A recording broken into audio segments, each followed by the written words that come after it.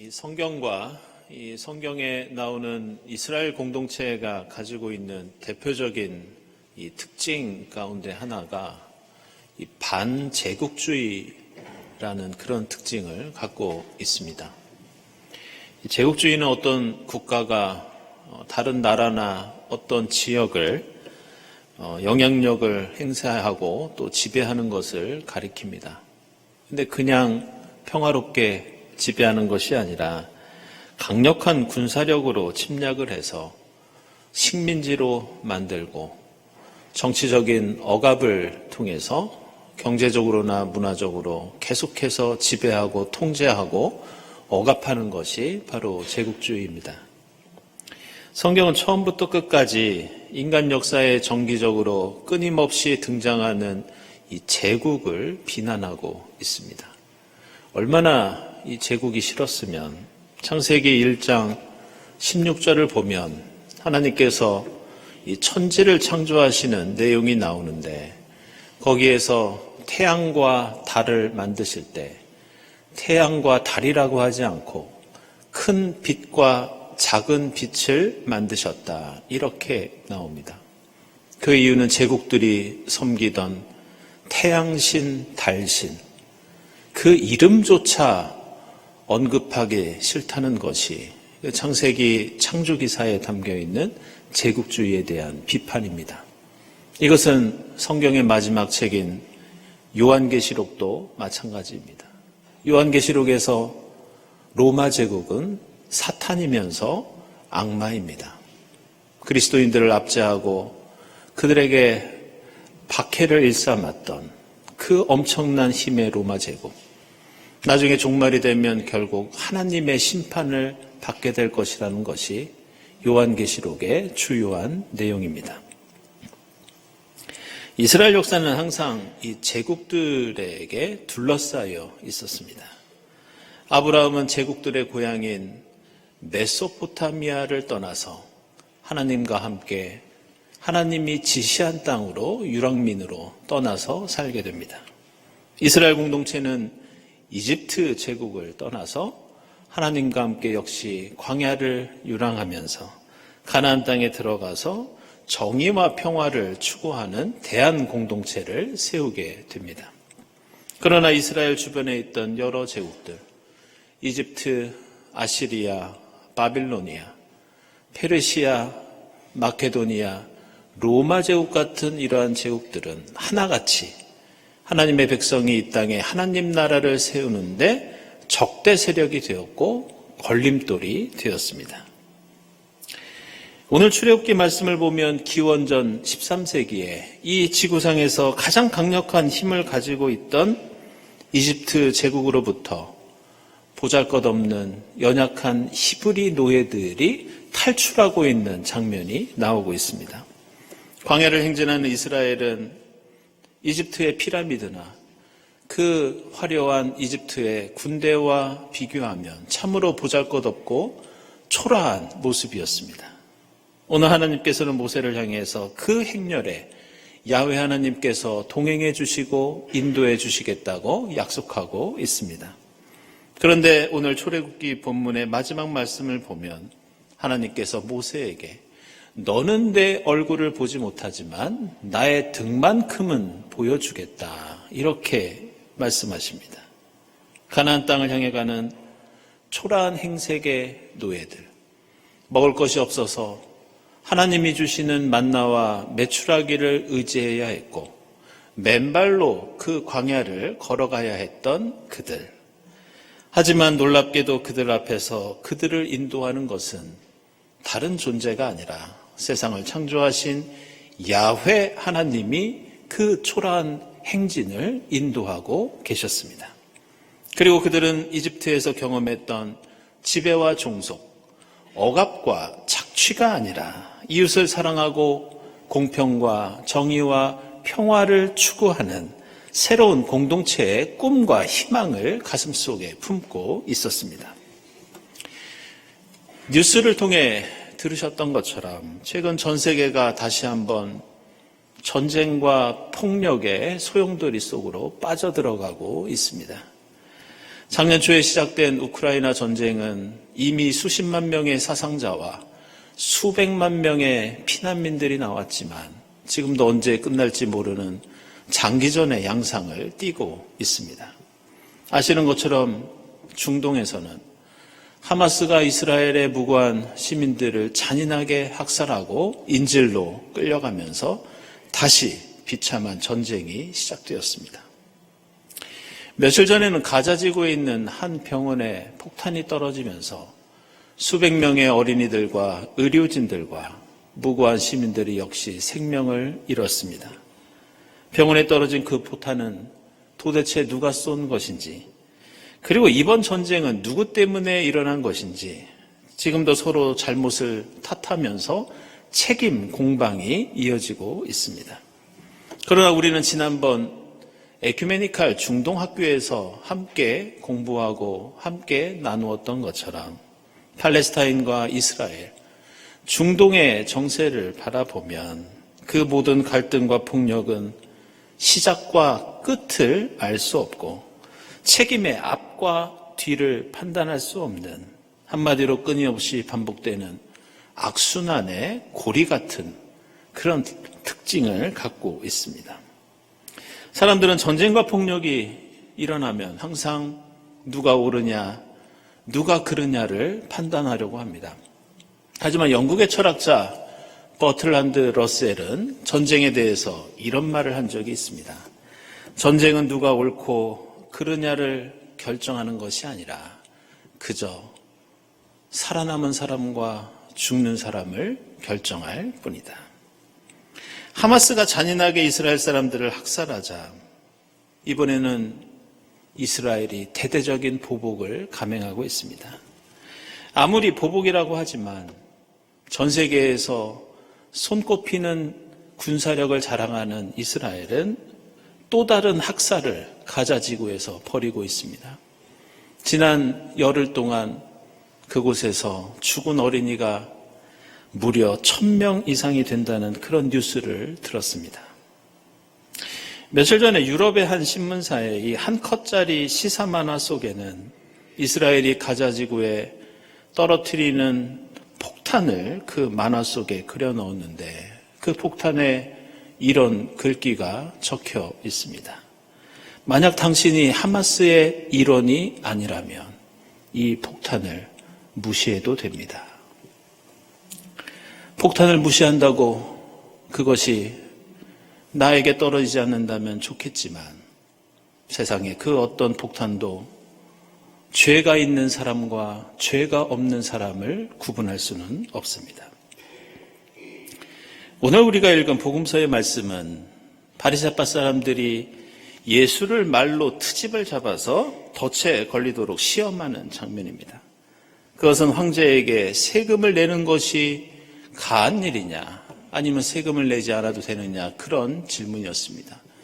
지금 이 자리에는 바리새파 사람들과 헤롯 당원들이 있었는데 예수는 어떤 대답을 하더라도 딜레마에 빠질 수밖에 없는 그런 상황이었습니다. 바리새파 사람들은 민족주의자였기 때문에 황제에게 세금을 내야 한다고 대답하면 예수는 민족의 반역자로 몰릴 수 있었고, 헤롯 당원들은 로마 제국의 앞잡이였기 때문에 역시 세금을 내지 않아도 된다고 하면 고발을 당하고 곤란에 빠지는 것이 뻔했습니다. 그때 예수의 대답은 우리에게 알려진 대로 황제의 것은 황제에게 돌려주고 하나님의 것은 하나님에게 돌려줘라. 그 대답을 듣고 함께했던 사람들은 오늘 말씀 보면 탐복을 하고 그 자리를 떠났다고 나옵니다. 오늘 마태복음서의 이 말씀에 대한 여러 가지 해석들이 있습니다. 최근에는 종교인 납세 문제와 관련해서 이 말씀대로 열심히 세금을 내야 한다고 주장하는 사람들도 있었습니다. 황제의 것은 황제에게 주고 하나님의 것은 하나님에게 드려야 하기 때문에 정교 분리, 종교와 신앙은 분리되어야 한다는 그런 주장을 하는 분들도 있었습니다. 모두 나름대로 의미가 없는 것은 아니지만 우리는 오늘 이 말씀을 보면서 지금 이루어지고 있는 이 대화가 예수께서 하나님과 황제의 관계를 설명하시기 위한 것이 아니라 세금을 내야 하는지 말아야 하는지 그런 논쟁이 아니라 지금 예수께서는 이들에게 엄청난 분노를 표하고 계신다는 것을 우리는 알아야 합니다. 오늘 말씀을 다시 한번 보면 우리가 주목할 만한 장면이 나오는데 그것은 예수께서 자신을 시험하려는 바리새파 사람들과 헤롯 당원들에게 이렇게 말씀하십니다. 세금으로 내는 그 돈 나한테 한번 가져와 봐라. 내가 한번 보겠다. 이때 사람들은 세금으로 내던 당시의 화폐 데나리온 동전 한 잎을 예수께 가져오는데 이 동전에는 로마 황제의 얼굴이 새겨져 있었습니다. 기원전 44년까지는 그런 일이 없었는데 44년 이후로는 모든 동전에 황제의 얼굴이 새겨져 있었고 예수 시대에는 주로 그 유명한 아우구스투스 황제의 얼굴이 동전에 있었습니다. 그런데 당시에 로마 제국에서 이 황제를 이 동전에 새겨져 있는 이 황제를 뭐라고 불렀는지가 이 대화를 이해하는 데 매우 중요합니다. 로마 제국에서 아우구스투스 황제는 소테르였습니다. 소테르가 무엇이냐? 구원자입니다. 게다가 지금도 남아있는 로마 제국의 비문을 살펴보면 이 아우구스투스 황제가 태어나는 탄생 이야기를 소개하면서 그것을 특정한 표현을 붙여서 설명하고 있는데 그것은 놀랍게도 황제의 탄생을 복음이라고 말하고 있습니다. 그리고 이 황제를 칭하는 또 다른 호칭이 있는데 그것은 라틴어로 디비 필루스, 바로 신의 아들이라는 호칭이었습니다. 따라서 지금 사람들은 단순히 세금에 내는 돈을 예수에게 드리고 있지만 이 돈이 지금 상징하고 있는 것은 하나님에 대한 부정, 예수 그리스도에 대한 메시아 예수에 대한 부정과 조롱이나 마찬가지였습니다. 하나님의 아들 구원자 주 예수 그리스도의 손바닥 위에 놓여있는 이 동전에서는 구원자는 예수 당신이 아니라 바로 우리 황제다. 당신이 선포하는 것이 하나님 나라 복음이 아니라 바로 이 황제의 존재가 우리에게 복음이다. 이 아우구스투스가 바로 하나님의 아들이라고 외치고 있었던 것입니다. 그런데 예수를 더 분노하게 만들었던 것은 이 동전에 새겨져 있는 황제의 얼굴과 그 이름뿐만이 아니라 이 동전에 있는 다른 단어들이었습니다. 그것을 라틴어로 읽어보면 팍스, 그리고 베이아타 트랑큘리아스, 이런 단어들이 이 동전에 새겨져 있었습니다. 팍스는 아시는 것처럼 평화라는 뜻이고 베이아타 트랑큘리아스는 축복받은 제국의 평온함, 행복한 평화, 이런 뜻의 단어였습니다. 사람들을 압제하고 착취하는 자를 구원자요 신의 아들이요 그것이 복음이라고 외치는 것을 넘어서 사람들을 칼로 창으로 죽이고 지배하는 것을 평화라고 자랑하고 있습니다. 당시에 갈릴리 사람들과 로마 제국의 수많은 약자들은 고통과 신음이 그칠 날이 없었는데 그 아우성을, 그 신음을 듣지 않고 그 동전은 그것이 축복받은 제국의 평온함이라고 선전하고 있습니다. 그래서 예수께서는 자신을 시험하는 그들을 향해서 분노에 찬 목소리로 호통을 치시면서 말씀하십니다. 이 초상은 도대체 누구이며 여기에 적힌 글자가 도대체 말이 되느냐? 너희가 자랑하는 그 황제에게 그따위 복음과 그런 평화를 받았으면 너희는 그것을 그 황제에게나 돌려주어라. 너희는 하나님과 함께 광야를 행진하면서 배웠던 그 공평과 정의, 하나님의 등을 바라보면서 함께 노력하고 이루려고 했던 생명과 평화, 하나님께 받은 그것을 실천하면서 그런 세상을 하나님께 돌려드려라. 이것이 오늘 복음서에 나오는 예수와 이 사람들 사이의 대화입니다. 지금 우리가 사는 세상은 굳이 전쟁이 일어나지 않고 폭력이 없어도 기후위기로 어떤 운명을 우리가 맞아야 될지 모르는 그런 상황입니다. 그러나 인간의 생명이 말살되고 또 한편으로는 환경 재앙이라고 불리는 전쟁과 폭력이 세계에서 끊이지 않고 있습니다. 우리가 사는 한반도는 핵전쟁의 위협 속에 있고 만약 중국과 대만이 전쟁을 벌이면 한국, 미국, 일본이 어떻게 대응하느냐에 따라 동아시아는 어떤 비극을 맞이할지 모릅니다. 서구 언론과 우리나라 언론은 관심이 없지만 오래전부터 지금까지 아프리카에서는 내전이 이어지고 있고 얼마 전에는 유럽의 화약고인 발칸반도에서 코소보의 세르비아계 주민들이 무력 충돌을 일으키면서 다시 한번 무슨 일이 일어날지 모르는 그런 상황 속에 있습니다. 며칠 전에 이스라엘의 히브리 대학교 역사학자인 이 유발 하라리가 서구 언론과의 인터뷰에서 그런 말을 한 적이 있습니다. 20세기에 우리는 많은 전쟁을 겪었지만 지금 21세기의 상황을 보니 그 교훈이 쓸모없게 되었다. 생각해보면 무려 7천만 명에서 1억 명이나 되는 사람들이 세계대전을 통해서 희생당했지만 우리 인간은 정신을 차리지 못하고 죽음과 파멸의 길로 또다시 들어서고 있다는 그런 말이었습니다. 그러면서 그는 이런 말을 합니다. 이번에 하마스는 조금 다르다.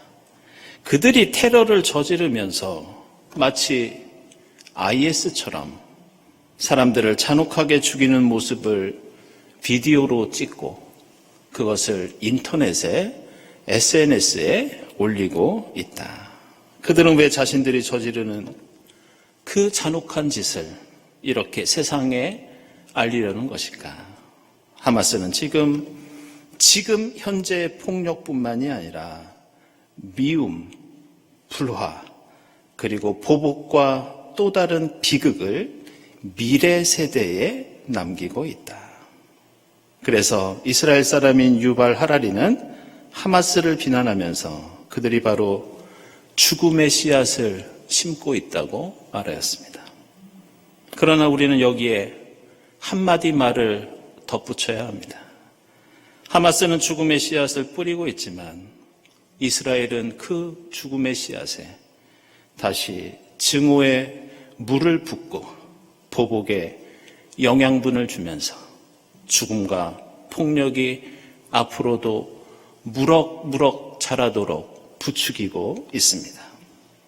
예수 그리스도께서 이 땅에 오시어 선한 목자가 되셔서 우리를 인도하시면서 우리에게 보여주신 주님의 등은 십자가를 지고 골고다를 올라가는 등, 바로 사랑과 겸손과 용서와 화해의 등이었습니다. 하나님께서 백성들을 광야에서 인도하시면서 함께 뿌리고 가꾸었던 그 씨앗은 생명과 진리와 평화의 씨앗이었습니다. 우리가 국제정세를 하루아침에 바꿀 수는 없지만 우리의 일상생활 속에서 말 한마디, 행동 하나에서도 하나님이 주신 그 믿음과 소망과 사랑을 우리가 하나님께 돌려드려야 할 줄로 믿습니다. 수많은 이들이 죽음의 길로 치닫고 있는 우리의 현실 속에서 십자가를 지신 주님의 등을 바라보면서 용서와 화해와 생명의 씨앗을 가꾸고 그 아름답고 풍성한 열매를, 그 하나님의 것을 하나님께 돌려드리는 여러분의 삶이 될 수 있기를 바랍니다. 기도하겠습니다. 하나님 감사합니다. 저희를 죽음의 이집트 땅에서 이끌어내시어 하나님의 등을 바라보며 생명의 나라를 향해 믿음으로 행진하게 하시니 감사합니다. 저희가 걷는 이 길이 생명과 진리와 평화의 길인 줄 믿습니다. 십자가, 골고다 주님의 등을 바라보면서 이 땅에 용서와 화해와 생명의 씨앗을 뿌리는 저희 모두가 되게 하옵소서. 예수 그리스도의 이름으로 기도드리옵나이다. 아멘.